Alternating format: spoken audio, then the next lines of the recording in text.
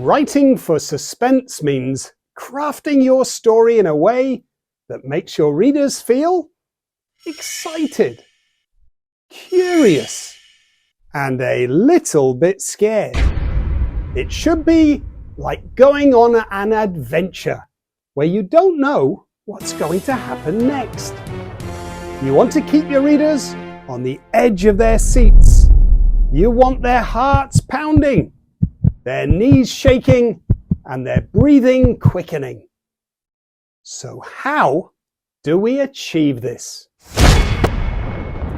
In this tutorial, we'll explore the art of multi-sensory writing, a technique that will bring your descriptions to life. Many writers focus solely on visual descriptions, but to truly immerse your readers in your story, you must engage their other senses as well. By including sounds, smells, tastes, and tactile sensations into your writing, you will create a multi-sensory experience that will allow the readers to step into the shoes of your characters. Let's imagine we're writing a story about a haunted house. I cautiously stepped into the haunted house and started exploring. There was dust and cobwebs everywhere. It was scary. Pretty boring, hey? Let's see what happens when I add some multi-sensory description. Alone, I stepped into the haunted house. As I entered the dark hallway, a musty smell filled the air, a mix of dampness and rotting wood that made my nostrils flinch. Behind me, a sudden blast of cold wind slammed the doors shut, and I was swallowed by darkness. All I had to do was go in through the front door and out through the back without a flashlight. That was the dare. Every step I took made the creaky floorboards groan. I walked on, cautious. Extending my hands in front of me, I felt for any trouble ahead. Sticky cobwebs brushed against my arms and clung to my face, like whispers from the past.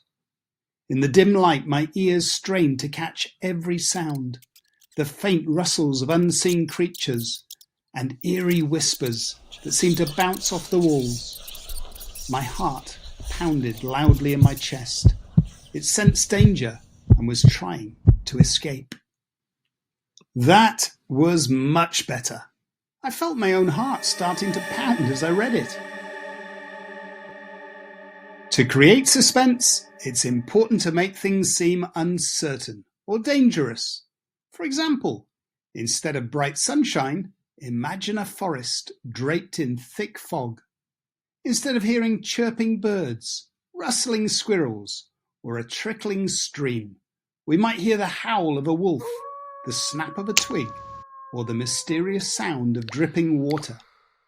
Instead of a soft, warm breeze, have a chilly wind, and replace the sweet fragrance of blooming wildflowers with the pungent stench of rotting leaves.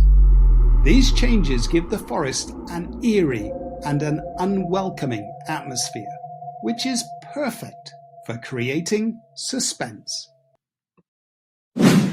I'm sure you're already good at describing what your character sees. So let's focus on the other four senses. We'll begin with what might your character hear? How about the sound of someone or something approaching? A sharp crack shattered the silence. It was the unmistakable sound of a branch breaking in the darkness just ahead. The faint echo of approaching footsteps steadily intensified. Each step became crisper and more deliberate, getting louder with every passing moment. Or why not have a sound to remind the reader that time is running out? As Frank's gloved hand delicately rotated the dial, a distant wail of sirens pierced the night. Would he discover what was inside the safe before the police arrived? The relentless tick-tock of the clock reverberated in their ears. The sound a reminder that every second they remained increased their chances of being caught. Perhaps include a sound that might give them away. There was an agonizing squeak as Claire opened her bedroom door, and as she crept down the stairs, each step creaked in protest. The frantic thuds of her heart echoed like war drums. She held her breath, knowing that each beat could betray her hiding place. And even mentioning the absence of any sound at all can be really effective. Grace suddenly realized something was wrong. A chilling stillness had settled upon the jungle, as if nature itself had drawn a breath. What might your character smell? Our sense of smell is like a magical key that unlocks our memories, and clever writers can use it to make their descriptions more impactful. Smells have a superpower. They can make us feel things deep inside. However, describing smells can be a bit tricky. Many young writers use simple phrases like, "It smelled bad," or "There was a stinky smell." We can make our writing more engaging by choosing more interesting words. Here are 6 suggestions you can use instead. Rancid, which means having a strong, unpleasant smell, often used to describe decomposing food. The garbage can in the kitchen hadn't been emptied for days, and the rancid smell hung in the air. Stale.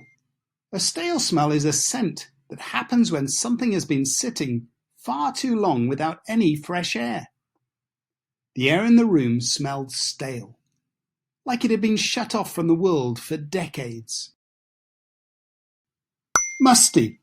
It's a scent that happens when things get damp and are left that way for a long time. Musty can be used to describe a place or thing that is old. The old book had a musty smell, like a secret time capsule waiting to be opened. Pungent.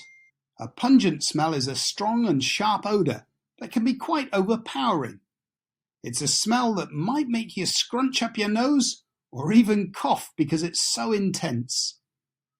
When we returned to our tent, our noses recoiled at the pungent smell of skunk spray.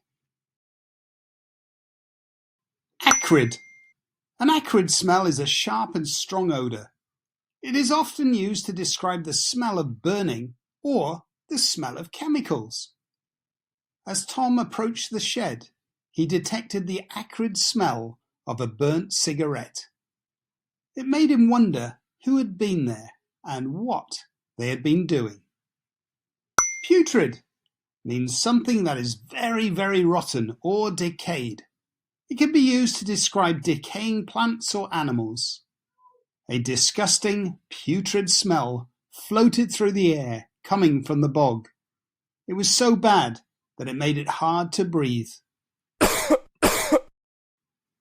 What might your character taste?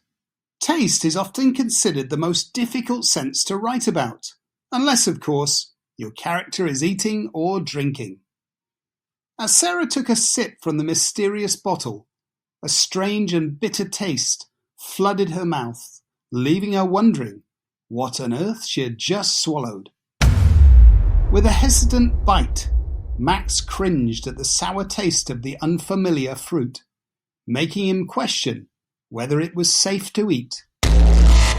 It is possible to describe your main character tasting something even if they're not eating or drinking. With each swallow, a metallic tang of fear coated his mouth, leaving him trembling and anxious. With every breath, Ben could taste the acrid flavor of fear, a chilling reminder that danger lurked in the shadows. What might your character feel?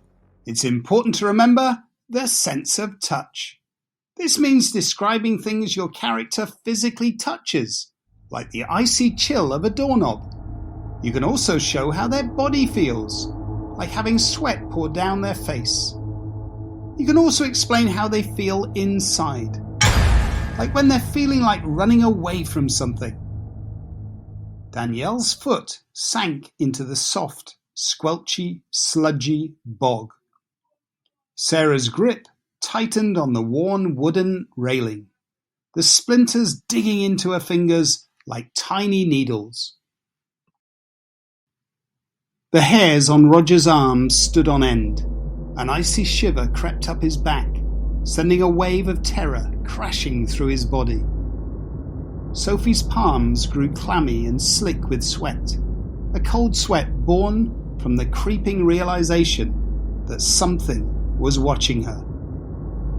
Ethan felt a knot of uneasiness in his stomach.